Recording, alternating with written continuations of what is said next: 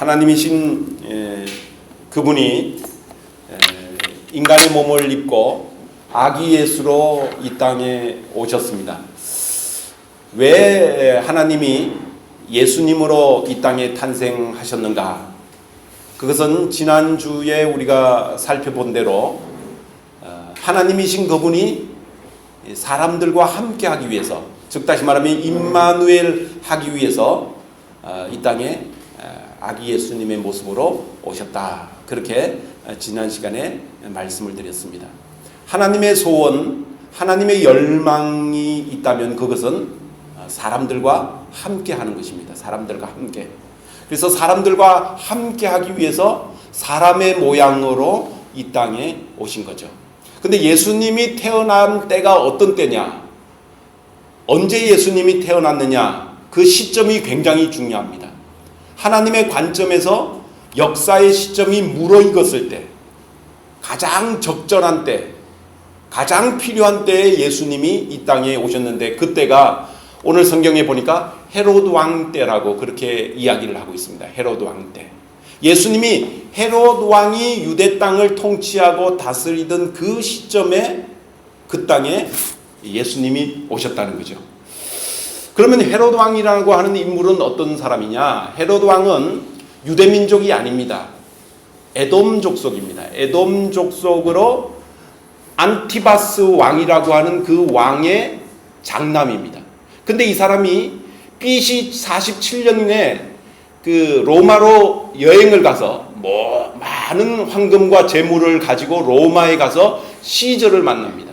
카이사르 시저를 만나서 시저에게 그 황금과 보물을 바치고 유대 땅의 왕으로 임명을 받는 그런 인물입니다.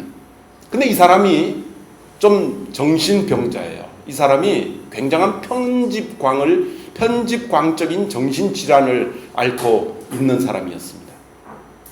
그래서 이 사람이 이 유대민족은 자기 민족의 그 선민의식 정통성에 대해서 굉장한 자부심과 긍지가 있습니다. 그리고 이방인들에 대해서 아주 우습게 여기고 하찮게 여기는 그런 특성을 가지고 있는데, 자기가 이방민족 에돔 족속이 지금 유대인들을 통치하고 다스리려고 하니까 굉장히 부담스럽고 버거운 것입니다. 그리고 늘 열등의식에 시달리게 되어집니다. 그래서 언제 유대인들이 반란을 일으키고 쿠데타를 일으켜서 자기를 죽여버릴지 모른다라는 이런 불안한 의식이 헤롯의 정신 깊은 곳에 사로잡고 있었습니다. 그리고 이 의식이 그의 부인이 아들하고 공모를 해갖고 자기를 죽여버리고 아들을 왕으로 세우려고 한다라는 이런 의식에 사로잡혀서 자기 부인을 죽여버립니다. 그리고 자기의 장남도 죽여버립니다. 그리고 자기의 장모까지도 죽여버립니다. 늘 그 두려움에 사로잡혀서 가까운 측근들을 죽여버리는 거예요. 늘 의심하면서 죽이는 거예요. 그런 흉폭한 일들을 저질렀습니다. 그런데 또 한편으로 이 사람이 업적이 대단한 업적을 가지고 있습니다. 어떤 업적을 가지고 있는가 하니, 이 사람이 자기가 유대민족이 아니니까, 에돔 족속이 이방인이니까 유대민족을 위해서 아주 훌륭한 일들을 많이 했습니다. 대표적인 것이 뭐냐면 예루살렘 성벽을 정축하는 겁니다. 그때 당시에까지만 해도 예루살렘 성벽이 막 회파되고 무너져 있었습니다. 그런데 그 예루살렘 성벽을 직사각형의 바위돌들을 만들어 갖고 3m, 3m, 8m, 길이가 8m 되고 높이가 3m, 3m 되는 그런 엄청난 바위돌들을 쌓아갖고, 지금도 그것을 건축하기가 쉽지 않은 그런 것들을 쌓아갖고 예루살렘 성벽을 재건을 한다든지, 또 한 가지는 유대인들의 환심을 사기 위해서 헤롯이 예루살렘 성전을 재건을 합니다. 1차 예루살렘 성전이 솔로몬이 지었는데 그게 바벨론 침공에 의해서 파괴됐죠. 그 다음에 이제 바벨론 포로에 갔다 와서 그 스룹바벨이 세운 2차 성전이 있었습니다. 2차 성전. 근데 그 2차 성전도 소실로 무너졌어요. 그러니까 헤롯이 유대인들의 환심을 사기 위해서 3차 성전을 지었는데 얼마나 화려하고 아름다운지 예수님의 제자들이 예수님께 예수님 이 성전 한번 보십시오. 얼마나 화려하고 아름답습니까? 이렇게 자랑할 만큼 그렇게 아름다운 성전을 누가 지었어요? 예수님 당시의 성전을 헤롯 왕, 이 왕이 지었다는 겁니다. 그러니까 한편으로는 정신질환에 시달리고 열등의식에 시달리는 상황 가운데서도 그것을 극복하려고 유대민족을 위해서 엄청난 건축 일들을 하면서 업적을 쌓아나가는 그런 왕이었어요. 키가 1m 30이 채 안 되는 조그만 체구였는데 그가 한 업적은 엄청난 일들을 행했다라는 거죠. 그래서 이 헤롯 왕을 그레이트, 위대한 헤롯 왕이다 그래갖고 그레이트라는 그 앞에 수식어가 붙어요. 이 헤롯 왕. 헤롯 대왕이라고 그럽니다. 헤롯 대왕이라고 그렇게 이야기를 하는데, 근데 오늘 말씀을 보면 동방에서 박사들이 와갖고 유대의 왕으로 나신 분이 어디 계십니까? 이렇게 질문을 합니다. 여러분, 이 질문을 하니까 이 온 예루살렘 성이 커다란 소동이 일어났다고 성경이 이야기를 하고 있는데, 제가 설명한 것과 미뤄 짐작을 해보십시오. 헤롯이 무엇에 시달렸다고요? 자기가 아닌 또 다른 왕이 나타나서 그가 자기를 해치고 자기를 밟고 일어나서 유대의 왕이 될까봐 그 두려움에 늘 사로잡혀 있는데, 동방에서 온 박사들이 유대의 왕이 어디 있습니까? 이렇게 물으니까 나 말고 또 다른 유대의 왕이 어디 있단 말인가? 라고 생각을 해갖고 그 시점에서부터 2년 정도 태어난 아이들을 다 죽이는 그런 끔찍한 만행을 저지르는 일이 이렇게 일어나게 된 것입니다. 그래서 말이죠, 오늘 동방의 박사들이 유대의 왕으로 나신 이가 어디 계시냐 이렇게 물었어요. 그렇게 물은 것이 이 동방 박사들이 그 별을 보고 예루살렘까지 따라온 거예요. 예루살렘까지. 이 동방 박사들은 참 신비에 속해 있는 사람입니다. 뭐 혹은 전설에 의하면 4명이었다고 하기도 하고 3명이었다고 이야기도 합니다. 성경에서는 마기라고 하는 헬라어 단어로 쓰여져 있습니다. 마기라고 하는 것은 그 점성술가, 별을 관찰하고 그 별을 통하여서 모든 천문학을 다스리는 그런 박사들이었는데, 이 사람들은 메대 족속이었다 그러기도 하고 페르시아에서 왔다 그러기도 하는 그런 이야기들이 있습니다. 메대 족속은 어떤 메대 족속의 근원이 누구냐 하면, 후손들이 누구냐 하면 쿠르드입니다. 터키의 쿠르드 지금 민족이 과거의 옛날의 성경의 메대 족속이 지금 현재 쿠르드 족속들입니다.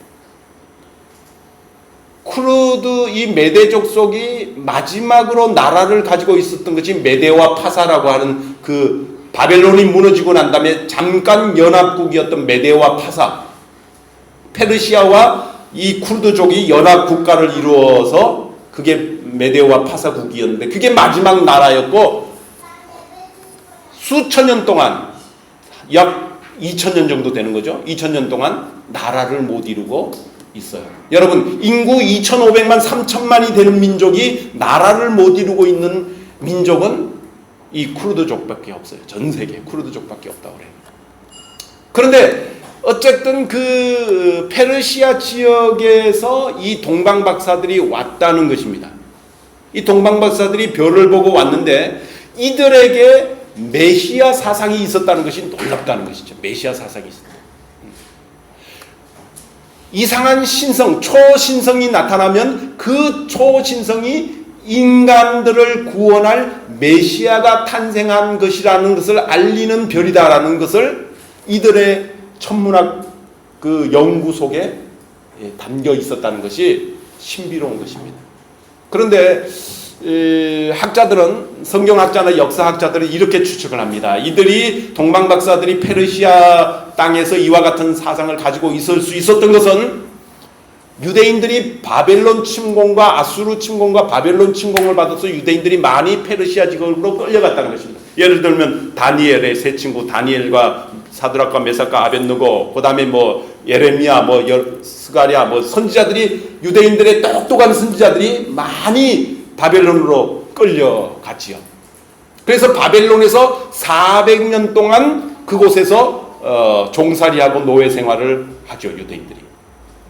그 유대인들이 가지고 있었던 그 메시아 사상이 바벨론 포로 이후로 그 페르시아 쪽에 들어가게 되고, 그 페르시아 쪽에서 그 유대인들의 사상에 영향을 받아갖고 동방 박사들이 별을 보면서 신성이 나타나면, 천문학적으로 유성이 나타나면 그곳에 인류를 구원할 메시아가 온다 라고 하는 그런 사상이 들어갔던 것 같습니다. 그래서 이 동방 박사들은 그런 별이 나타나니까 그 별을 보고 예루살렘까지 따라왔다는 것입니다. 그래서 유대인의 왕이 어디에서 있느냐 이렇게 물었다는 것입니다. 그러니까 헤롯 왕이 그 당시에 서기관들과 바리새인들을 불러 모아서 다 검토해봐라, 그렇게 검토를 해봤더니 베들레헴이라고 하는 지명이 나타났습니다. 베들레헴.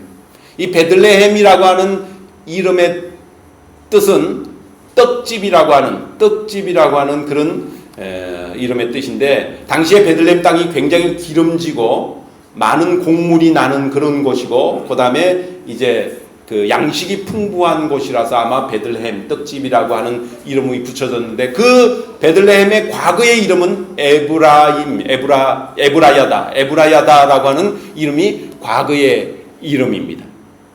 그런데 이 베들레헴이 누구의 고향인가 하니 다윗 왕의 고향입니다. 다윗 왕. 이스라엘 민족이 가장 성군으로 치고 가장 위대하고 생각하는 그 다윗 왕이 베들레헴 출신이에요. 그런데 그 베들레헴을 향하여서 그 선지자들이 예언을 해놓았다는 것입니다.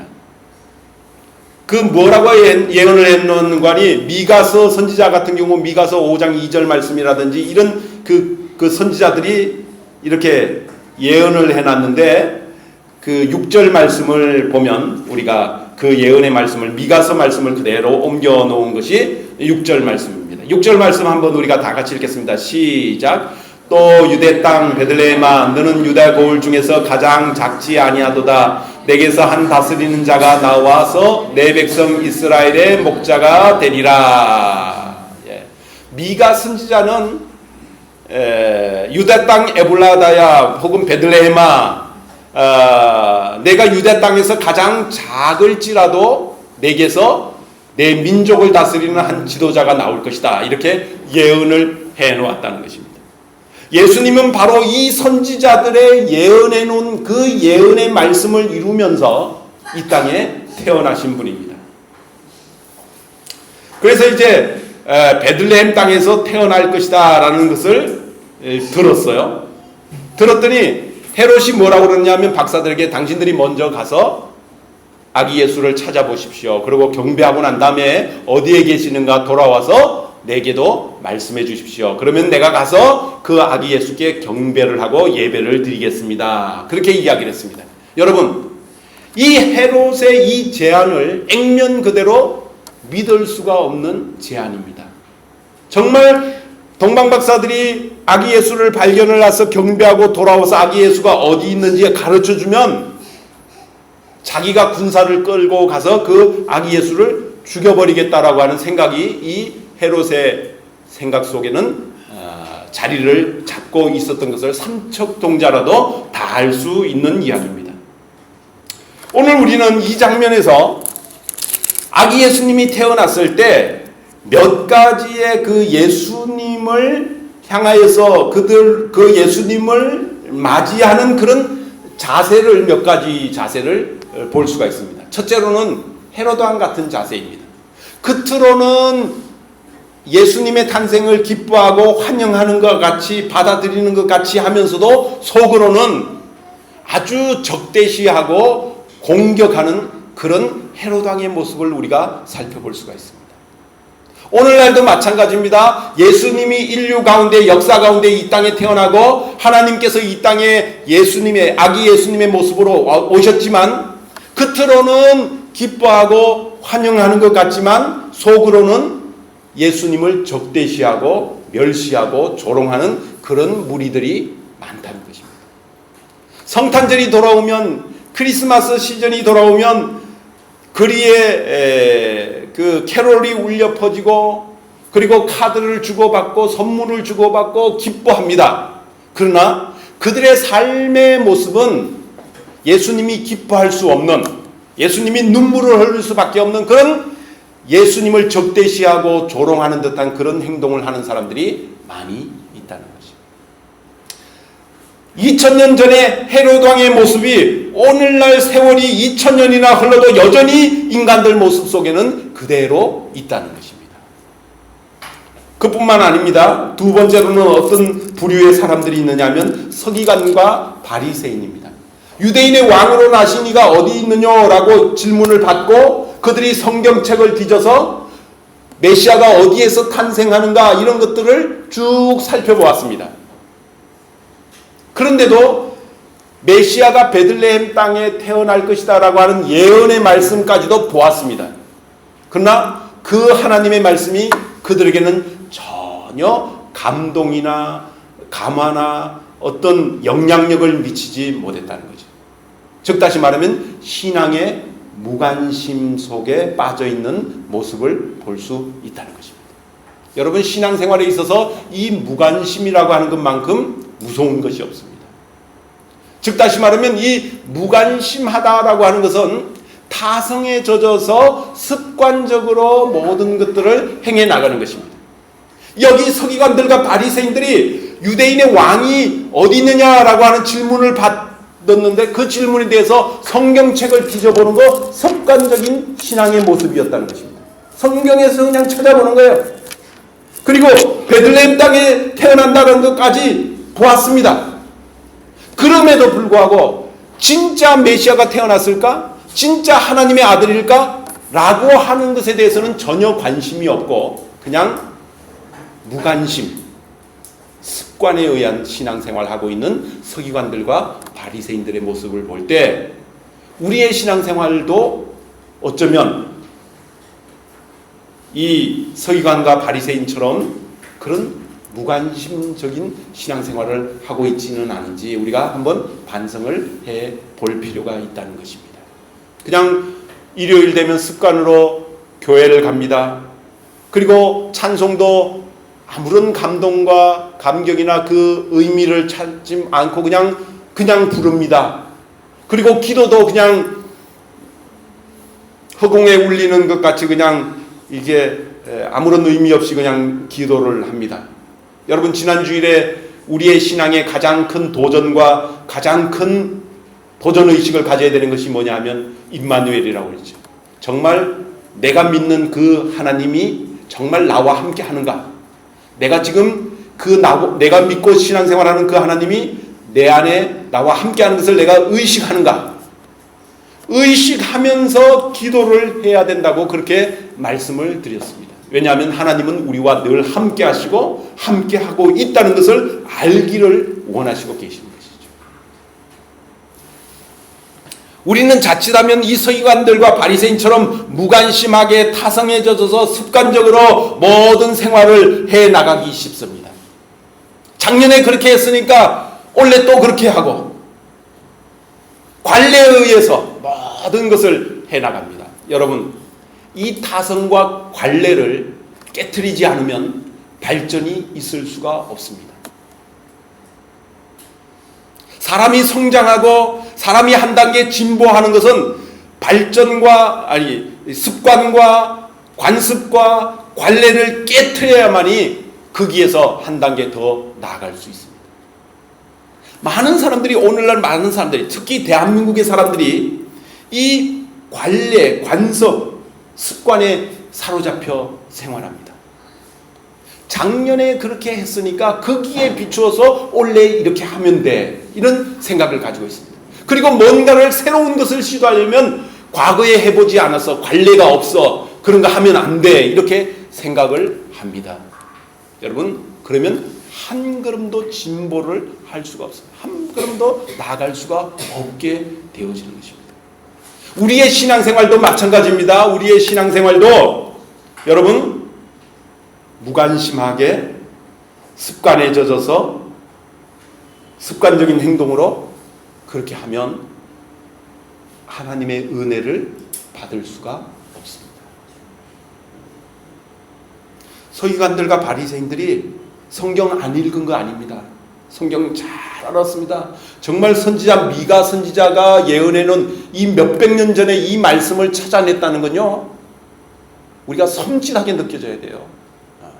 이야, 어떻게 이런 말씀, 수백 년 전에 예언해놓은 그 말씀을 어떻게 찾아냈지? 이거 찾아내는 것 자체가 대단한 거예요. 대단한 거예요. 그런데 이거 찾아내면 뭐합니까? 메시아가 태어났는데 그 메시아가 무엇 때문에 왜 왔고 왜 베들레헴 땅에 왔는지, 그 예수님이 베들레헴의 땅에 태어난 것이 어떤 의미를 가지고 있는지 그것도 모르는 채 이게 했다는 거죠.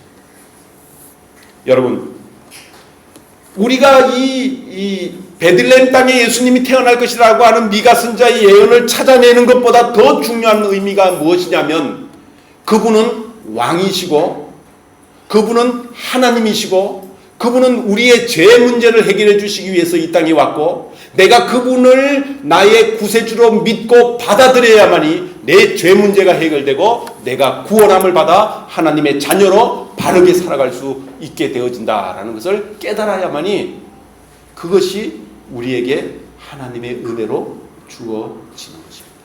그게 더 중요한 것이죠. 그래서 이 메시아가 이 베들레헴 땅에서 태어난 것이 왜 태어났느냐? 오늘날 인간의 육신을 입고 있는 그 사람들과 하나님이 함께 하기 위해서 태어나셨다. 여러분, 하나님, 영이신 하나님이 사람들과 함께 할 수 없어요. 사람들이 함께 해도 못 알아봅니다. 하나님을 못 알아봐요. 그러니 하나님이 얼마나 답답하겠어요. 그래서 인간의 모습으로 나타나신 것입니다. 세 번째로는 말이죠, 여러분, 동방박사입니다. 동방박사. 이 동방박사들은 그 전설 따라 삼천리와 같은 그런 이야기들을 유대인들에게서 전해 들었어요. 역사 가운데서 베들레헴, 그 바벨론의 유배를 가 있는 그런 다니엘이라든지 하는 그런 선지자들을 통하여서 장차 메시아가 태어날 때 한 신성이 나타날 거다라고 하는 그런 이야기들을 전해 들었어요. 전설과 같은 그런 이야기를 들었지만 그들이 진짜 별이 나타났을 때 자기의 집, 자기의 고향, 자기의 친구들, 그 모든 것을 뒤로하고 그 별을 따라서 여행을 나섰다는 것이죠. 얼마나 메시아를 사모하고 있었는가 하는 것을 우리가 이 말씀을 통해서 볼 수 있고요. 그 아기 예수께 찾아가서 한번 만나서 그분에게 경배하고 예배해야 되겠다라고 하는 그런 의식이 이 동방박사들의 의식을 사로잡고 있는 것을 우리가 볼 수 있다는 것입니다. 아기 예수님은 어떤 사람들이 만나느냐 하면, 겉으로는 환영하는 척하면서 속으로는 배척하는 그런 사람들을 예수님이 안 만나 주십니다. 그리고 무관심 속에 종교적인 행위는 많이 하지만, 그러나 아기 예수님이 왜 태어났는지, 그분의 태어나심이 무슨 의미인지 깨닫지 못하는 자들도 안 만나 주십니다. 아기 예수님은 어떤 자들이 만나 주느냐면, 정말 예수 그리스도의 탄생을 기대하고 고대하며 메시아 의식을 가지고 사모하던 그 동방 박사들이 예수님을 만나게 되어진 것을 볼 수가 있습니다. 그래서 아기 예수님을 이렇게 찾아가는데 다시 예루살렘에 나와서 보니까 박사들을 인도하던 그 별이 나타났어요. 다시 나타났어요. 그래서 박사들이 어떻게 했다고 말씀을 하고 있는 거 아니? 9절 말씀에 보니까 9절 10절 말씀을 보니까 9절 10절 말씀 한번 다 같이 다시 한번 읽겠습니다. 시작. 박사들이 왕의 말을 듣고 갈새 동방에서 보던 그 별이 문득 앞서 인도하여 가다가 악이 있는 곳 위에 머물러 서 있는지라 그들이 별을 보고 매우 크게 기뻐하고 기뻐하더라. 예루살렘 성에 나왔더니 자신들을 인도하던 별이 다시 나타났어요. 그 별을 보고 동방 박사들이 크게 기뻐하고 기뻐하였다. 크게 기뻐하고 기뻐하였다라고 이야기를 하고 있습니다. 이 동방 박사들의 마음속에는 이 탄생한 아기 예수를 기필코 찾고 만나고야 말겠다라고 하는 그런 마음가짐을 가지고 있는 것을 볼 수 있고, 그것이 별로 나타났을 때 그들은 기뻐하고 기뻐했다라는 것을 볼 수가 있습니다. 예수님께 경배하고 예수님께 예배드리고자 하는 그 동방 박사들의 간절한 마음을 우리가 볼 수 있다는 것입니다. 그래서 진정한 예배는 예배의 대상자를 향한 헌신이 전제되어져 있습니다. 동방 박사들은 예수님에게, 메시아에게 헌신되어져 있는 이 신앙의 모습을 우리가 이 말씀을 통해서 살펴볼 수 있다는 것입니다. 자신의 예배 대상인 예수님을 향해서 헌신하고 있는 동방 박사들의 모습. 여러분, 동방 박사들이 고향 페르시아 땅도 떠났어요. 그리고 산 넘고 사막을 건너 강을 건너서 그래서 팔레스타인 땅까지 찾아왔습니다. 엄청난 위험을 무릅쓰고 찾아온 것이에요. 목숨을 건 여행이었을 거예요. 당시의 고대 사회에 낙타를 타고 이 엄청난, 오늘날 이란에서 팔레스타인 땅까지 그 정도 거리를 갔다고 한번 생각을 해보세요. 정말 목숨을 건 여행이에요. 쉽게 할 수 있는 여행길이 아닙니다. 그죠? 뭐 오늘날처럼 교통이 발달되어 있는 것도 아니고 음식이 발달되어 있는 것도 아니고 사람들이 많아서 각 도시나 마을들이 각처에 있는 것도 아니에요. 정말 목숨을 건 여행이었을 거예요. 산을 넘을 때마다 강도와 도적들을 만날 수도 있고, 인가가 언제 나타날지 모르는 망망한 캄캄한 밤길을 가야만 했을 수도 있어요. 그런데 그들은 메시아, 아기 예수, 유대인들의 태어난 아기 예수를 만나고 경배하고 예배하겠다라는 그 일념 하나로 그 모든 위험과 대가를 감수하고 찾아온 동방 박사들의 모습을 볼 수 있다는 거죠. 그래서 예배라고 하는 것, 신께, 하나님께 대한 경배 예배라고 하는 것은 헌신이 전제되어져 있지 않으면 진정한 참된 예배를 드릴 수가 없습니다.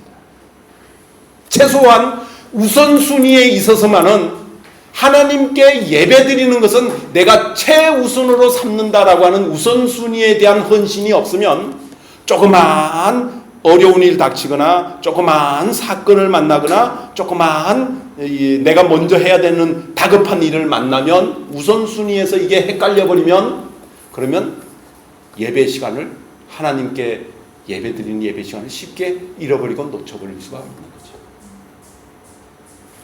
그래서 헌신이 전제되어야만이 참된 경배, 참된 예배를 드릴 수 있다라는 것을 우리가 이 말씀을 통해서 찾아볼 수 있고요. 또 한 가지는 뭐냐 하면, 동방 박사들은 하나님께 예배드리고 경배할 때 예물을 드렸다라는 것을 우리가 생각을 해볼 수가 있습니다.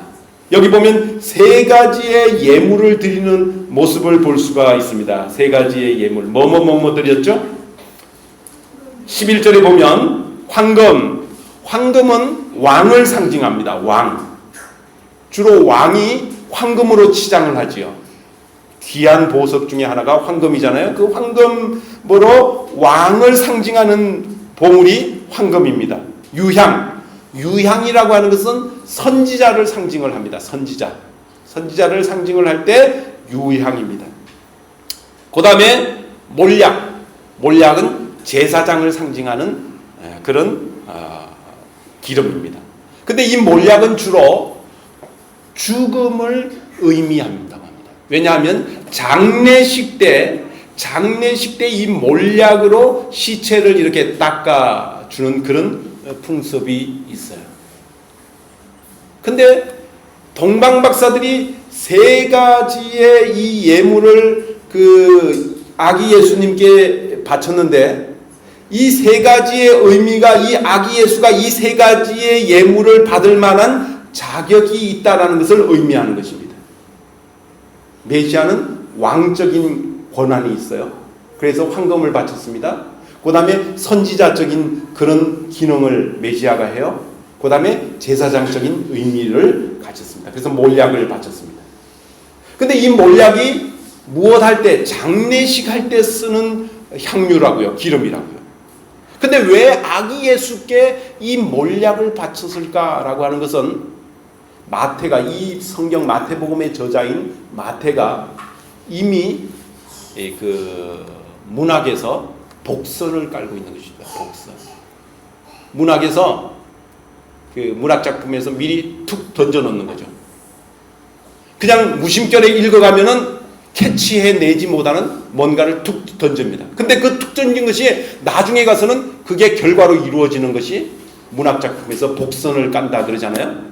이게 동방 박사들이 이 몰약을 예수님께 바쳤다라고 하는 것은, 예수님이 인류의 죄를 지고 6월절에 어린 양이 되어서, 하나님의 어린 양이 되어서 장차 십자가에서 죽음을 당할 것이고, 그 죽임을 당할 때 이 기름을 쓰게 될 것이다 라고 하는 그런 의미를 담고 있다는 것입니다. 어쨌든 이 세 가지의 예물을 드렸어요. 당시에는 가장 값지고 귀한 것입니다. 그래서 예배라고 하는 것은 우리의 가장 귀하고 값진 것들을 하나님 앞에 드리는 시간이에요. 우리의 귀한 시간을 하나님 앞에 드리는 것이고요, 우리의 귀한 물질을 하나님 앞에 드리는 것인데, 그것은 하나님만이 이 예물을 받을 만한 자격이 있는 분입니다 라고 하는 신앙의 고백이 담겨 있는 것이라는 거죠. 그리고 마지막으로는 이 동방 박사들은 하나님의 말씀에 순종하는 모습을 볼 수가 있습니다. 예배와 경배는 결국 하나님의 말씀에 순종하는 것입니다. 12절 말씀에 보면, 12절 마지막으로 한번 다 같이 읽겠습니다. 시작. 그들은 꿈에 헤롯에게로 돌아가지 말라 지시하심을 받아 다른 길로 고국에 돌아가니라. 예. 꿈에 하나님께서 천사를 보내셨는지 꿈에 나타나셔서 헤롯에게로 돌아가지 마라, 그렇게 지시를 했어요. 여러분, 동방 박사들에게도 왜 그런 생각이 없었겠어요? 우리가 예수님을 발견을 했다, 헤롯이 부탁을 했다, 예수를 발견하면 돌아와서 내게 알려달라, 그러면 내가 가서 나도 경배하겠다. 그러면 동방 박사들이 헤롯 왕에게 가서, 우리가 아기 예수를 베들레헴 땅 어디에서 발견을 했습니다. 그래서 예배했습니다. 그래서 선물을 전달했습니다. 그리고 보고를 하면 헤롯 왕이 기뻐하고 칭찬하면서 자신들에게 값진 보물을 줄지도 모른다라고 하는 생각을 가질 수 있습니다. 그럼에도 불구하고 하나님이 꿈에 나타나서, 천사를 보내서 꿈에 나타나서 헤롯에게로 가지 말라라고 하는 이 말씀을 하였을 때, 동방 박사들은 그 지시를 그대로 순종을 해서 다른 길로 갔다는 것이죠. 다른 길로 갔다.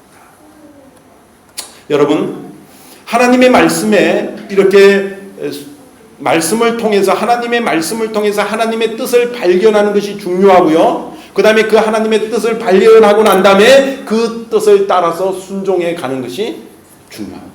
귀한 것입니다.